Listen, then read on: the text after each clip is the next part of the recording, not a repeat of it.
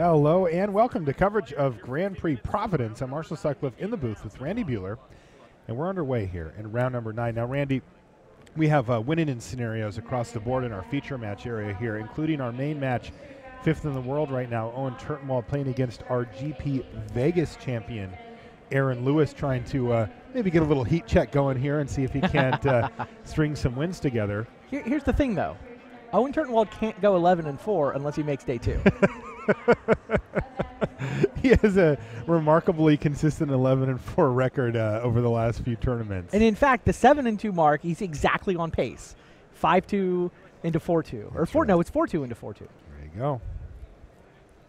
All right, so let's see what happens here, though. Owen Turtenwald, who is playing not Abzan. Now, Nope. Most people that are fans of Owens will know him for playing different flavors of Abzan over the past few months, but he's actually playing a Sultai control deck here that actually plays similarly to the Abzan decks, but it's a Sultai deck instead. I thought your interview with him earlier was spot on. He basically explained that if you line up his Abzan deck with the deck that he's playing right now, the Siege Rhinos turned into dig through time. Mm-hmm.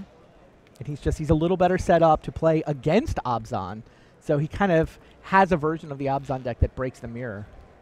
I'm curious to have a chat with Owen after the tournament as well. As you know, I did ask him if he thought it would match up better against the field, and he said, I don't know yet. He's like, I've only played a couple of matches so far, and I guess he was 2-0 in the then, wild. Yeah, but he's 1-2 in the 3 since we saw him. Yeah, so maybe he misses his old pal, the Siege Rhino. We'll have to see. But in the meantime, this is the tool that he brought to the table, and he's going to have to try to get through with it as he got there. That's one of those little sweats you get from the Satyr Wayfinder. The last card off in this case, though, was a land. Aaron Lewis, meanwhile, on the Esper Dragons list. Go back a month, 6 weeks. This was the boogeyman. Paulo was putting up results right and left. This seemed to be, at least for that window in time, the best deck in Standard. That's right, and it seems to have faded. It does. Paulo, I believe, played it here. Do you know if that's true? So. Yeah, I think that. I can't imagine it not being true. That's kind of what I think too. So yeah. no, but yes. and he did not make day 2. He's already out. But Aaron Lewis is hanging in there with this Esper Dragons deck at 6-2. Aaron's from the Madison area, known for producing really great limited players, but also just great Magic players in general. I mean, Owen's also a Wisconsin player. If you go back. Yeah, he is. Yeah, he's more Milwaukee era. I said Wisconsin, right? not Madison. But that's true, right? He's from Milwaukee. Yeah. What is it about Wisconsin? I mean, you go back to the 90s in particular, and the way you got good at Magic was you played against other good Magic players. Mm-hmm. And so from the era before Magic Online, if you just could get a critical mass of good Magic players, then sort of everybody made everybody else better. And you go back and, Adrian Sullivan, Brian Kowal, Bob Maher, there just was a crowd back in the early days of the Pro Tour in that area. And none of those guys stopped playing. They all still beat up on each other and do side drafts at the local store. Is Bob Maher the big name? Is it when you think of the Madison area? He's the biggest. Is he the name that pops to your head? Yeah. Meanwhile, a few generations removed, Owen Turtenwald still beating down. And it's Satyr Wayfinders are his his beatdown creatures. And, they're actually doing a little bit of work here. I mean, Aaron is eventually going to have to do something about the Wayfinders, though. Admittedly, it eventually will be a while off. And he puts a Dissolve on the bottom of his library, clearly looking for something else. One thing about the Satyr Wayfinder that you don't always see, but sometimes, is that it's really good protection against a Foul Tongue Invocation. Foul Tongue, which is exactly what Aaron has in his hand. Yeah, I think this matchup is a lot of the reason the Esper Dragons deck has fallen out of favor. Not Sultai necessarily, but Megamorph, right? Den Protectors and Death Mist Raptors and Satyr Wayfinders. Those 3 creatures are not what Esper Dragons wants to be forced to slog through. And when Esper Dragons was in its heyday, it didn't have to. Those decks just hadn't come to the Correct. forefront yet. Correct. People were, I think, just starting to understand quite how good Den Protector was. Yes. The Death Mist, and then putting Wayfinders into those decks took another couple of weeks. That's right. In the meantime, Yeah. Sending him in. Keep Owen turning him Turtenwald sideways. is just beating down. He got a Den Protector, which bought him back. maybe a disdainful stroke out of his yard. And also brought back a Death Miss Raptor. Here's a dig through time, and is starting to get desperate. And there's that disdainful stroke that Owen had gotten back. Aaron knew about it.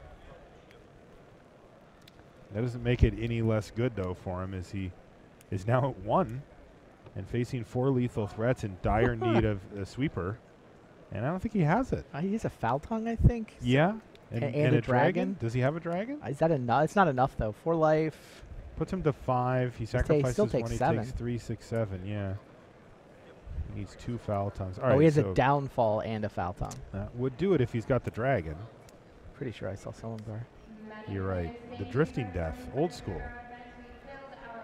So this will kill a Wayfinder potentially. Aaron will survive at 1. At 1 again. Wow. It's about as close as they get. And really awkward here for Aaron Lewis too is that Owen still has 2 creatures. Again, those random Satyr Wayfinders just doing work here because Aaron is so close to stabilizing this board.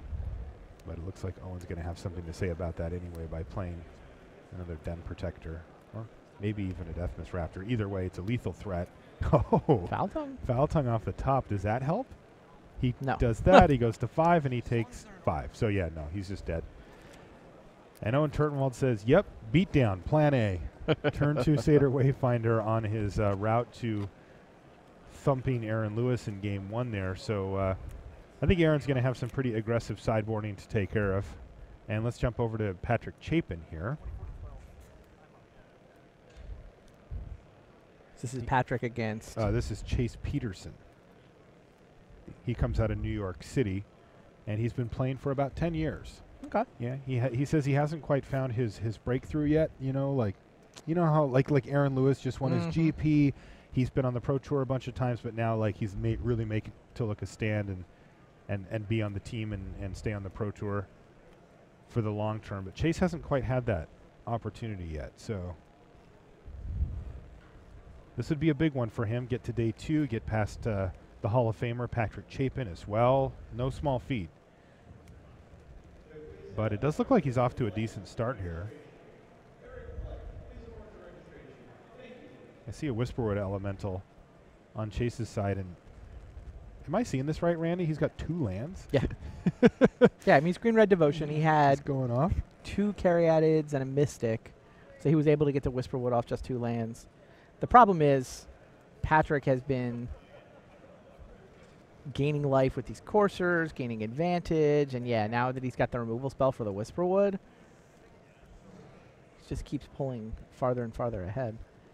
Can't quite see Patrick's graveyard, but it looks like Chase's includes now 2 pair Whisperwoods and Polucranoses. Wow.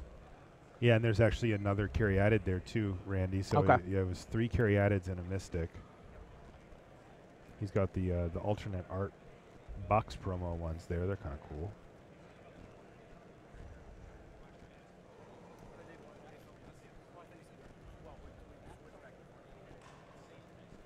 So can Chase Peterson keep coming up with threats to add to the board as Patrick answers them?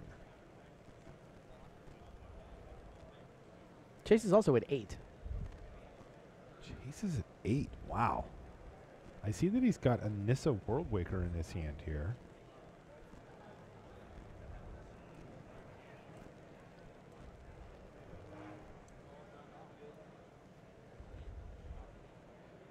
And there's a Thoughtseize on top of the library for Patrick, so Chase knows that whatever spell he doesn't cast this turn is going to get taken away from him anyway.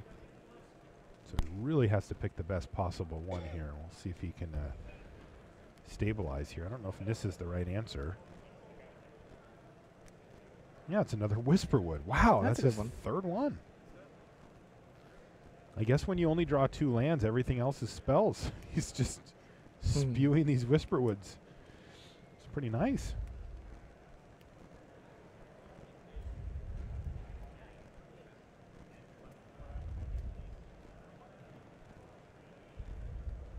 And Chapin doing a little rearranging for Chase just to make things a little clearer. And yeah, I don't mind. It helps us. Patrick's going to crack a fetch land during his upkeep so that he doesn't draw that Thoughtseize. The Thoughtseize doesn't want that. Okay.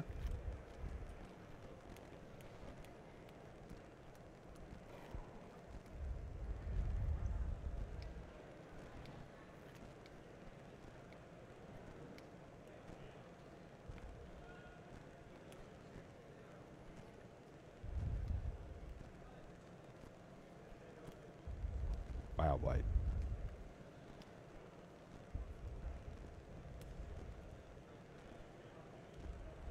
And there's a Read the Bones as well. All right, why don't we jump over to our main match. We'll keep an eye on Chapin versus Peterson here. But I want to see how this one finishes up. Owen Turtenwald versus Aaron Lewis. Is that a mulligan for Lewis? 1, 2, Doesn't 3, seem like 4, he has 5, enough cards in his hand. 6, 7. I don't know. He's got 5. All right. I guess that's right. Never mind. All right, so Death Miss Raptor now for Owen as the first play outside of, well, there's a Disdainful Stroke. Maybe it got Thoughtseize. That's Ashiok. Ashiok took 3 Oh, cards. that exiled it. Gotcha. Yeah, it's been exiled. And the other 2 They're are putting creatures. Precisely. Understood. And that hit 2 out of 3 as well. Wow. Options for Aaron Lewis. Ashiok all the way up to 7 already. The loyalty does tend to get pretty high. Owen is going to attack with Death Miss Raptor at Ashiok. That's down to 4 now. Twins. Ooh, but Dissipate. And, you know, we have been seeing Dissipate pop up a little bit more often than it has been. And this is why. That's nice. That was insanely good. I want to for play Aaron Lewis. Dissipates in Standard right now that I think about it. I've played Dissipates in Standard. I have too. But I really want to. Like, getting their Death Miss Raptor, that seems sweet.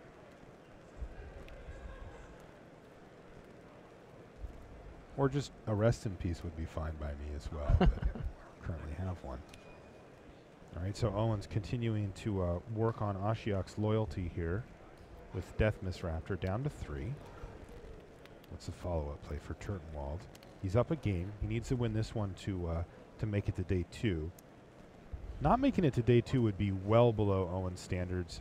Making it to day 2 with a 7-2 record, he won't be thrilled with that either, to be honest. Right. He'll be relieved to make it and grateful, but, you know, Owen's capable of nary a loss and has done it multiple times, and he knows it.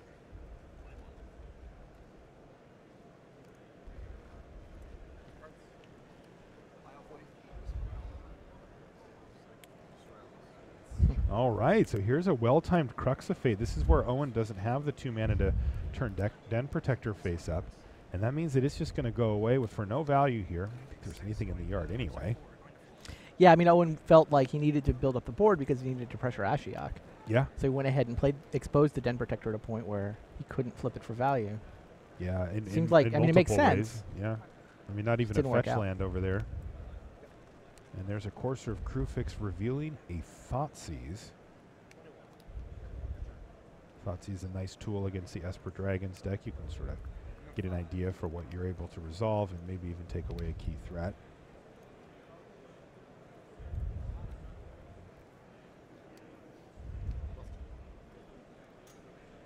All right, well, Thoughtseize isn't going to happen here because Ashiok's going to take that away. Aaron Lewis has yet to minus an Ashiok. He's content to just keep plussing, especially as Owen has had a hard time mounting any real pressure. The first time he committed 2 things to the board, they immediately got swept away. And now, while the Courser of Crewfix is going to peck away for 2, that's not a lot. It just keeps pace with Ashiok, and you're going to have to do more than that.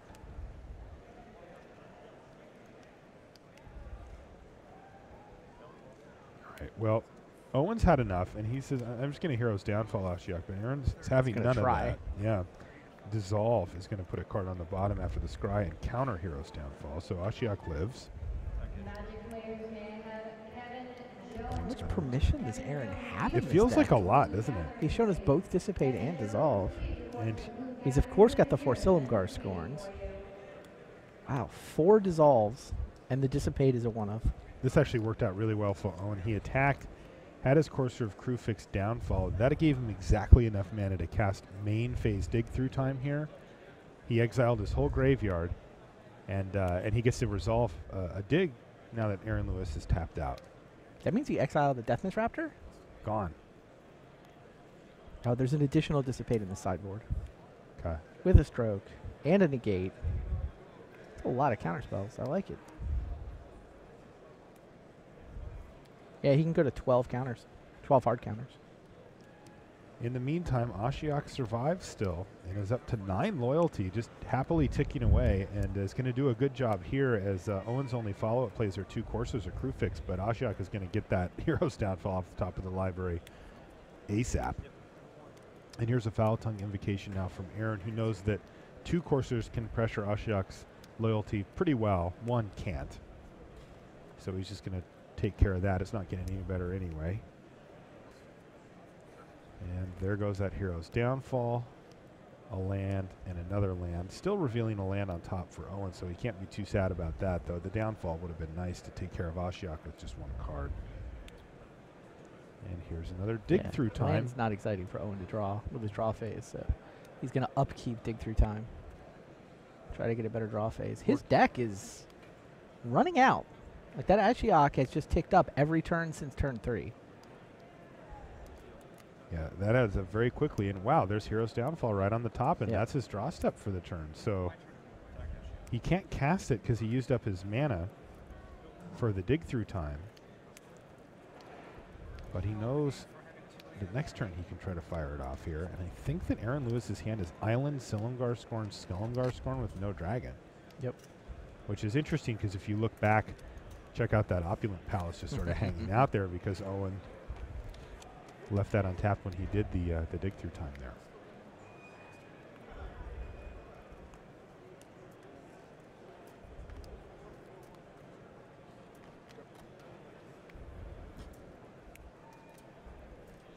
Aaron sees another Satyr Wayfinder on top for Turtenwald, and he's like, yeah, you can have that.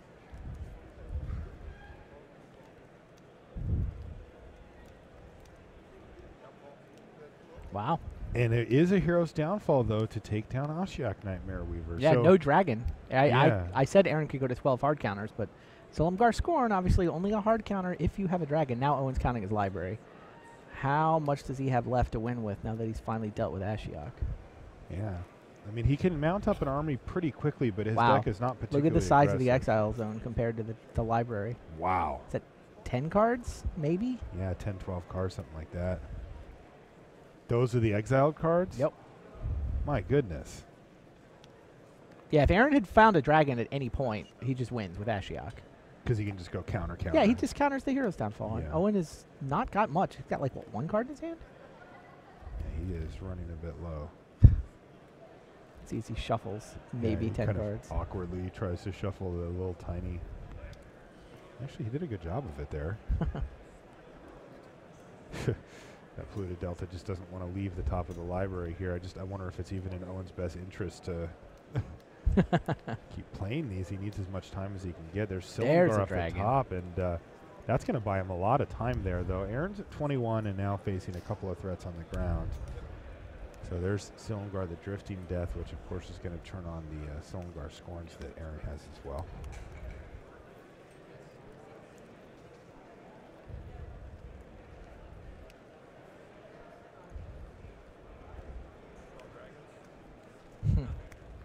Crux of Fate is going to get Silumgar Scorned. Land for Turtenwald. Yeah, you got to feel like Aaron Lewis is still well positioned here, though. He does need to find like a card draw spell or something to kind of propel him the rest of the way, but Owen's library is getting really low. We might see somebody get decked here in the feature match area. Wow. Crux of Fate counter again. And here's an attack. Owen Turtenwald is going to send this thing in saying, look, this could easily be a Death Mist Raptor if you block it and die. And it is, so it gets in there for 4. Is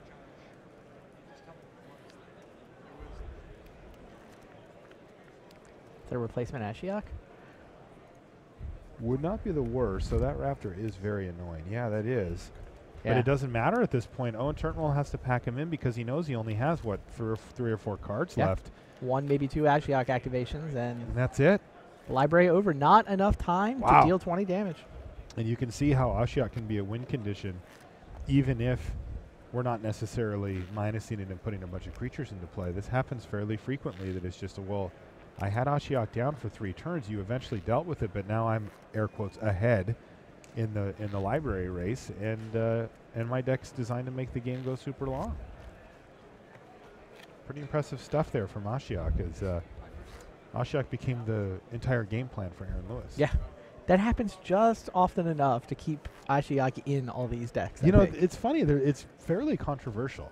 Yeah. A lot of people think Ashiok is not a good Magic card. Yeah, and the others play noted it control religiously. deck designer Andrew Cuneo is particularly harsh on the card. He thinks it's just garbage. Yeah.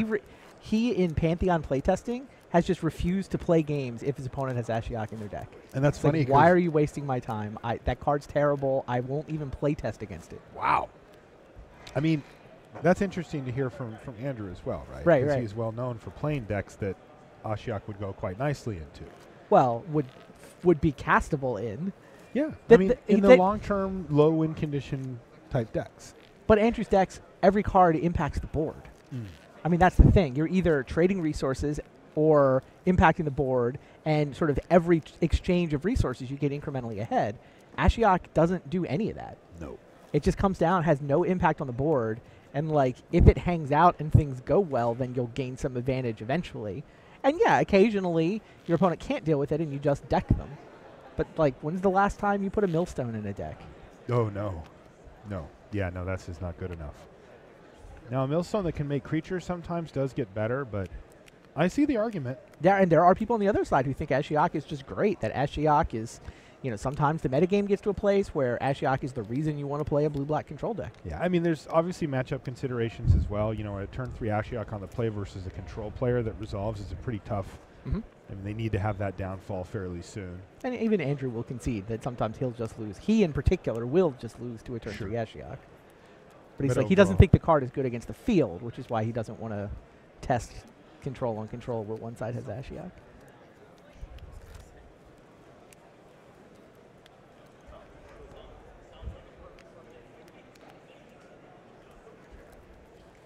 So game 3. We get a game 3 here between these two control decks.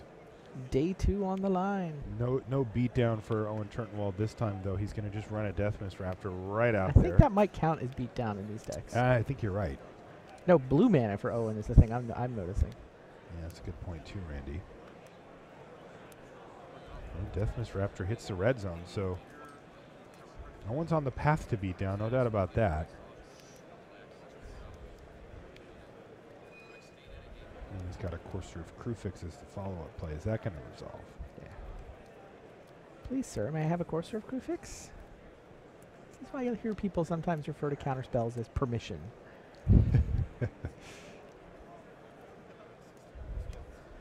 This is an opportunity to fire off a Silumgar Scorn even if he doesn't have a dragon. Yep.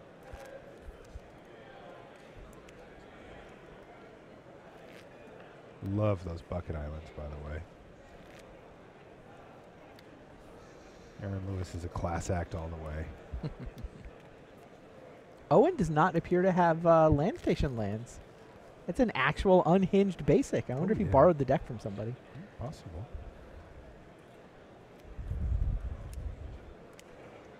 Oh, Foul Tongue is a response. Killing the Death Nest.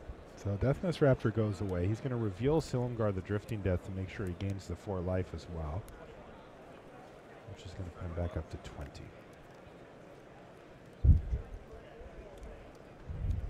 Interesting. Crux of Fate on top for Owen Turntenwald. Well, I mean, he knows he's playing against Esper Dragons. It feels to me like Aaron may have taken some of the dragons out of his deck. But from Owen's perspective, he has no dragons, so this is a one-way Wrath of God. And it's just at least a 1-for-1 on a really tough-to-kill threat like a Silumgar the Drifting Death or something. Exactly. And occasionally you might even get 2. Like, how else is he going to kill an Ojutai? Yeah. Yeah, he has to wait till he attacks and then use the Hero's Downfall or whatever. And the fact that he can use that card as a one-way Wrath of God in this matchup is why he plays Crux of Fate instead of End Hostilities. Okay. Yeah, 16-16 is supposed to be working. Because I took 2 for my Heath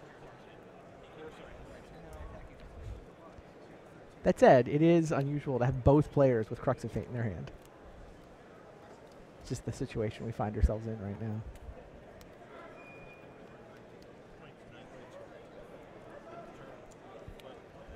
All right. Den Protector. See that BBD Brian Bronduin. 9-0. Wow. Yep. Good for him. He said he's doing it. What's he playing? We saw him earlier. I'm just trying to remember. I don't know. He's on devotion, I think. Okay. I think. All right, so in the meantime, Owen Schurtenwald has a nice little board state going here. Yeah, had. And right when I say that, Does now he has a disdainful is stroke? going to get disdainful stroke? He does have the No. smattering of permission spells in his own deck, but He does. not in his Yeah, hand. Aaron needed that to resolve, I think, and so that's step one for Aaron Lewis.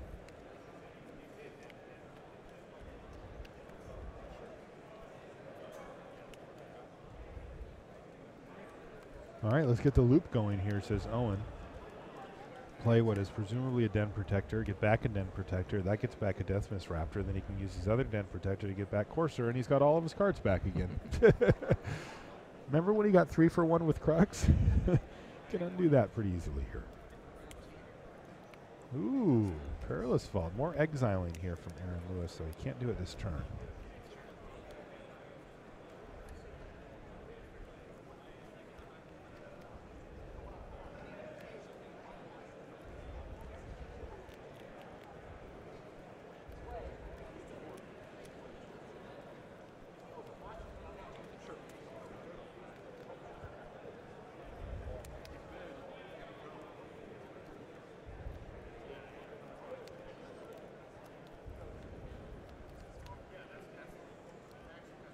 Okay, there's that Den Protector.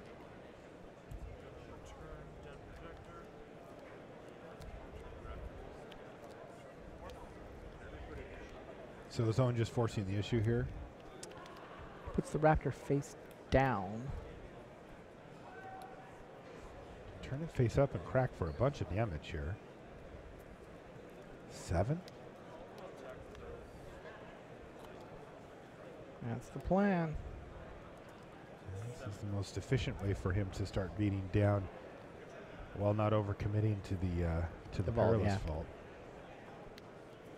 He's also set up lethal here with just the Deathmiss Raptor. Strike that. Dismal Backwater's going to bump Aaron Lewis up to 5, though. He does still have lethal on board. He's just going to force the Perilous Vault to activation Exactly. here. And he did. So those are going away. That Deathmiss Raptor not eligible to come back.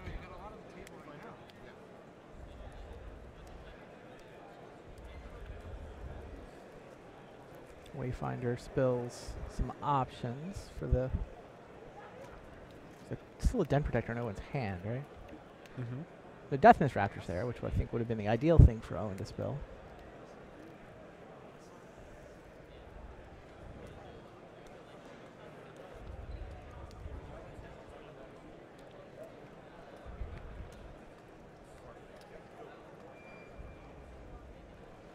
All right, more morphs for Owen Turntenwald, trying to keep that heat on Aaron Lewis.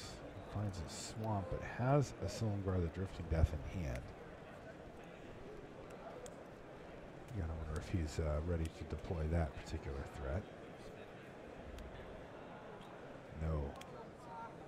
Drowning board Zara. again. And he's also got a nice follow-up play with Ojutai. It's pretty good. Den Protector does get to flip, but still a 3/2 that's going to die here. What did he get back there? Thoughtseize. Okay. Ooh, ships the turn rather than tap out for Ojutai. Yeah, looks like he's got a negate he'd like to keep up. Yep. And was it a dig? Maybe a dig, too. He has committed a game rule violation. So, how far after Which he will have enough mana for. cast drown, which resolves, yep. He said flow. Okay. So, it could reasonably be at the time of his versus try or end of turn. Right. So, either way, we are at a point where you are catching it at the point where you now know it had been missed. So, there's no failure to maintain. There's a game rule violation for Looks you. like the judge is jumping in to make sure that everything is What was the conversation about? going well. I don't know. Have you received any other game rule violations so far today? Give it a check with our spotter here. Say anything.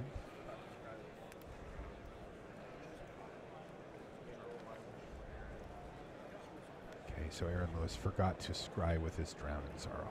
Ah. And there becomes a point where it is too late to do so. Looks like they may have crossed that threshold, so onward. That happened a little earlier. I don't know if you saw Pascal Yeah, you were in the booth for it, Randy. Pascal forgot to resolve a scry as well. And then he played a land, and then it was too late. And he left an ultimate price on top of his deck that he didn't want there. He was frustrated with himself. It's a tough, those little interactions. Aaron Lewis is not going for this dig. I guess this turn he was going to dig with negate backup, but Owen forced the issue by thought seizing. It's interesting how Owen, a lot of people will just fire off thought seize as soon as they have it, but Owen didn't have anything to do with it last turn. He wasn't clearing a path for anything in particular, so he actually waited a turn on that thought seize. And I think he smelled dig with negate here maybe, and does fire it off. And now Aaron Lewis, once again, not interested in exposing his dig through time to a potential disdainful stroke from Owen. It's interesting because if something goes wrong, like if Owen were to draw a thought seize, he could just fire it off in response. It seems like he wants to run it into anything here. All right, Aaron drew a second dig through time, so now he is willing to go for it. He does so, but it does get disdainful stroke, so that's what he was trying to. Yeah, but play that around clears a earlier, path for the second and now the third one that he's drawn. Owen should play that card in his deck. I say this, and of course, Owen has 4 copies of Dig Through Time in his own deck. All right, there's the dig. Does this one resolve Owen? He's 7 mana. He delves 1 card, leaving himself blue-blue. Looks like Owen's deep in the tank here, though. He has not indicated that this is resolved yet. Is he countering it? No. He's responding with his own. Certainly has plenty of mana for that.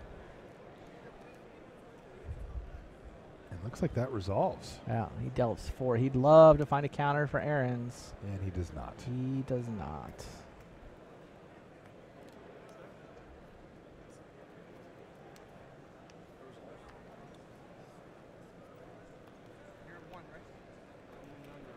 And now Aaron Lewis's dig through time also resolves. And it looks like he's got some pretty nice stuff there. Saw an Ashiok in that pile.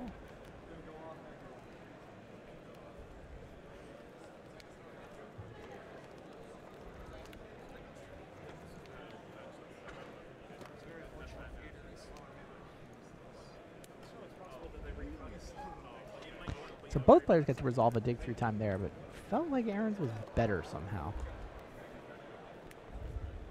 Yeah, Owen's slightly ahead on board here with the Courser Crewfix and Aaron Lewis at 5 life, but this can't bode well for Owen Turntenwald. Yeah, it feels like Aaron's the better late game deck. Or maybe better than the Obzon decks. But he's supposed to beat up on Esper Dragons in the mid game with all the grindy recursion stuff.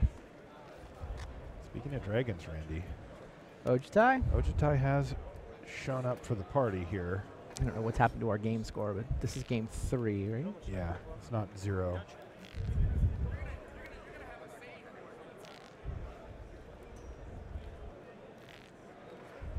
Aaron Lewis won game 2, Owen won game 1.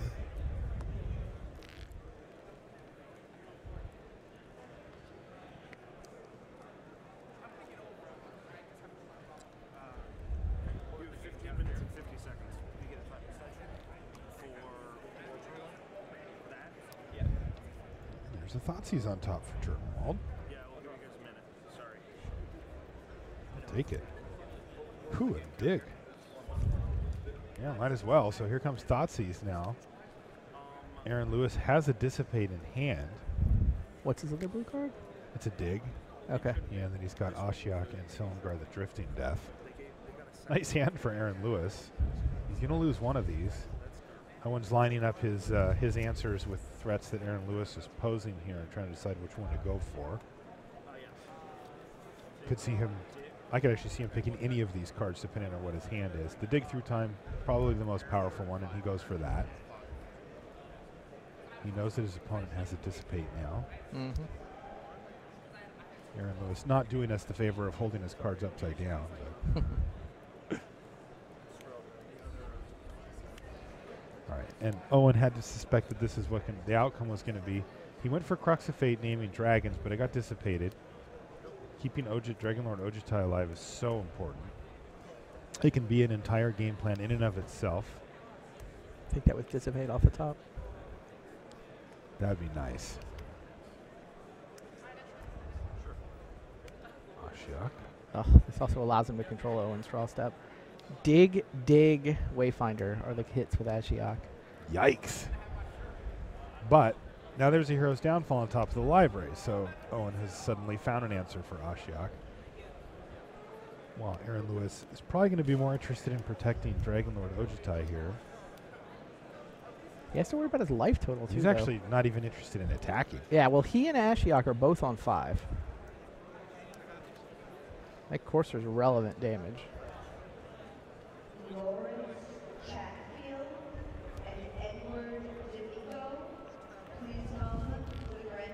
Gotta dissipate. Yeah, he wasn't willing to save Ashiok there.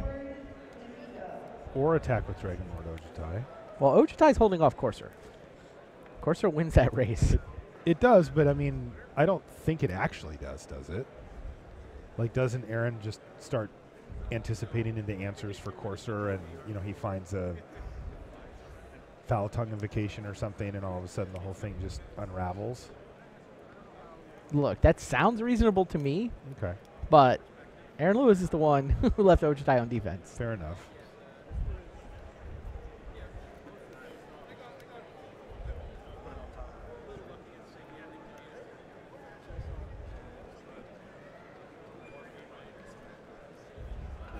Yeah, this is what Aaron was saving it for, and turns out it's a Death Mist Raptor here, and he's exiled yet another.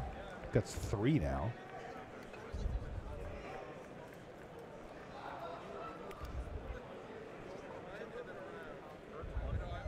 And he's still hiding behind Dragonlord Ojutai. Aaron's at 5. Now, Owen doesn't have any form of reach here, right? There's no Siege Rhinos. No Siege Rhinos in this Sultai deck, so... Interesting. Owen's Death Mist Raptor may have been bait. Here comes a Morph and another Morph. Wow. That got out of hand quickly. Yeah, Aaron's got... Oh, hello. Drifting Death. Celebar. I think it might be time to attack with Ojutai. Yeah, he wishes he could attack with Wow. both. He's still not going to. Unwilling to risk his life total here. Though, if one of those morphs is He's out of gas. Death He's Mist got Raptor, an island in his hand. That's all he's got.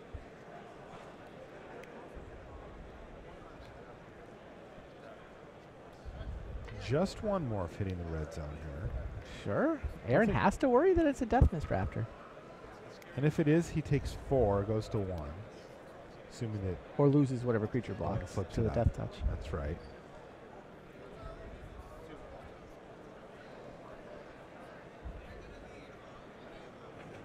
If he can survive to the next turn, he can crack in with both dragons, giving everything -2/-2. Maybe clear away the other morph, though it does feel like at this point, Owen has plenty of mana to work with, and that's not really going to be an option. So there it is. Death Mist Raptor gets turned face up, knocking Aaron Lewis to 1 life. These players are tied at 1 game apiece. Wow. There's a Temple of Enlightenment for Aaron. And they're both playing for Dame 2. So the loser of this match is going to have to go enjoy the sights and sounds of Providence, Rhode Island, where the winner gets to come back and battle with their standard deck of choice a little further. I can't believe Aaron Lewis is going to lose this game. I totally thought he had it. It did feel like he had it. He resolved the dig through time. Wow, and he just trusts that Owen will Alpha Strike there. I would have said go and make the guy Alpha Strike, right? You're holding 2 cards. Or attack. Yeah. Yeah, Owen if Owen attacks with all 3, Aaron is dead to Owen